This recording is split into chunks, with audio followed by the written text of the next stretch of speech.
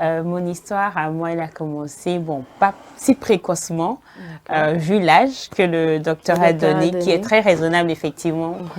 Mais moi, je suis tombée enceinte à 20 ans. Et puis, voilà quoi, à 20 ans, j'étais en 3e année d'université. J'espérais avoir ma licence et commencer une belle vie professionnelle. Sauf que c'était pas le schéma. Donc, je suis tombée enceinte et puis, bon, il fallait assumer.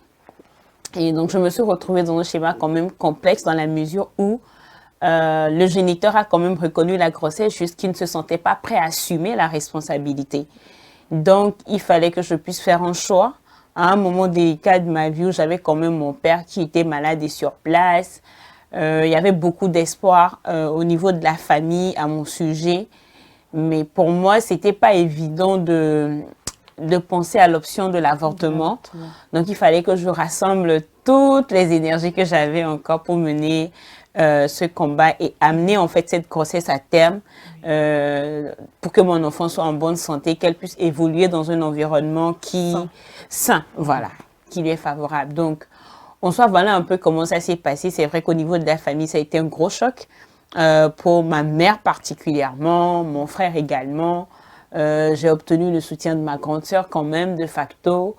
Et puis, bon, après, j'ai pris le problème à bras le corps, comme on dit. Exactement.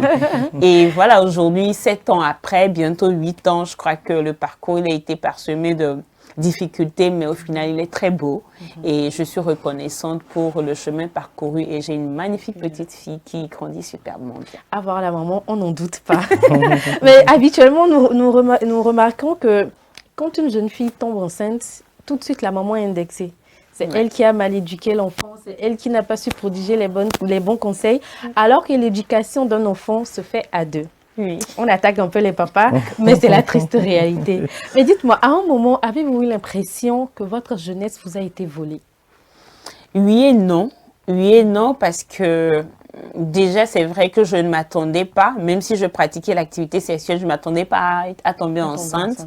Donc oui, c'est quand même un arrêt brusque dans la programmation de ma vie. Mais non, parce que j'ai eu la grâce d'avoir des parents qui m'ont responsabilisé tôt. Assez tôt. Vraiment, moi, déjà, vers la fin du primaire, on pouvait me donner mon écolage et me dire, va payer, ramène le reçu. Donc, ça fait qu'il y avait beaucoup de choses qu'on faisait rapidement dans ma famille, tout simplement parce que mon père avait cette conception de la vie dans laquelle il se disait, en fait, on pouvait partir à tout moment et il faudrait qu'à notre départ, nos enfants puissent être à même de pouvoir se battre dans la vie, survivre en fait difficultés de la vie. Du coup, oui, je comprenais en même temps qu'il y a une transition un peu précoce que je fais, mais je sais qu'en fait, ça n'arrête pas tout autant l'élan de toute ma vie. Et j'ai l'habitude de dire en fait qu'une grossesse, aussi précoce qu'elle soit ou pas, n'est pas en fait une fatalité. C'est pas le frein final, le point final à une vie. C'est juste une petite pause et il faut prendre le temps de restructurer les choses autour de soi pour reprendre de l'élan. Et moi, j'avoue que cette situation m'a permis justement de me poser les vraies questions. Qu'est-ce que je veux faire de ma vie? Où est-ce que je vais? Qu'est-ce que je veux qu'on retienne de moi dans 5 ans, dans 10 ans, dans 20 ans, dans 30 ans? Qu'est-ce que je veux que cet enfant, en fait, puisse garder comme héritage générationnel de ma part? Et dès que j'ai trouvé ces réponses, j'ai compris, en fait, qu'il fallait faire des choix catégoriques bien précis pour avancer et apporter un environnement sain à cet enfant et réussir aussi ma propre vie. Parce que souvent, ce qu'on oublie, comme tu le dis, la responsabilité de l'éducation revient souvent à la maman en Afrique. Mais en fait, on ne peut pas avoir des enfants épanouis tant que les parents eux-mêmes ne sont pas épanouis. Et ça rejoint en fait la problématique des difficultés socio-économiques qui amènent les jeunes à avoir des situations qui les amènent aux grossesses précoces.